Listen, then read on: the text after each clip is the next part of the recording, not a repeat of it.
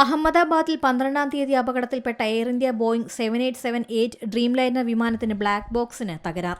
ഇതോടെ തദ്ദേശീയ സംവിധാനങ്ങൾ വഴി ഡാറ്റ വീണ്ടെടുക്കാൻ സാധിക്കില്ല. കൂടുതൽ പരിശോധനയ്ക്ക് ബ്ലാക്ക് ബോക്സ് വിദേശത്തേക്ക് അയച്ചേക്കും. സർക്കാർ ഇക്കാര്യത്തിൽ ഉടൻ അന്തിമ തീരുമാനമെടുക്കുമെന്നാണ് സൂചന. Cockpit voice recorder, flight data recorder അല്ലെങ്കിൽ FDR എന്നീ 2 ഉപകരണങ്ങൾ ചേർന്നതാണ് ബ്ലാക്ക് ബോക്സ്. വാഷിംഗ്ടണിലെ നാഷണൽ ട്രാൻസ്പോർട്ടേഷൻ സേഫ്റ്റി ബോർഡിലേക്ക് ബ്ലാക്ക് ബോക്സ് പരിശോധനയ്ക്കായി അയച്ചേക്കും. US-ലേക്ക് അയച്ചാൽ പ്രോട്ടോകോളുകൾ പാലിച്ചെന്ന് ഉറപ്പാക്കാൻ ഇന്ത്യൻ ഉദ്യോഗസ്ഥരുടെ ഒരു സംഘം ബ്ലാക്ക് ബോക്സിനൊപ്പം പോകും. വിമാനം തകർന്ന് 28 മണിക്കൂറിന് ശേഷമാണ് വിമാനത്തിന്റെ ബ്ലാക്ക് ബോക്സ് കണ്ടെടുത്തത്.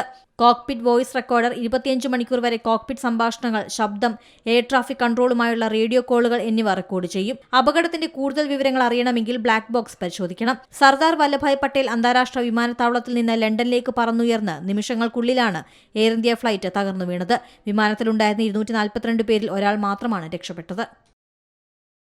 ഏറ്റവും പുതിയ വാർത്തകളും വിശേഷങ്ങളും വിരൽ തുമ്പിലറിയാൻ സീ മലയാളം ന്യൂസ് എല്ലാ ഡിജിറ്റൽ പ്ലാറ്റ്ഫോമുകളിലും ലഭ്യം.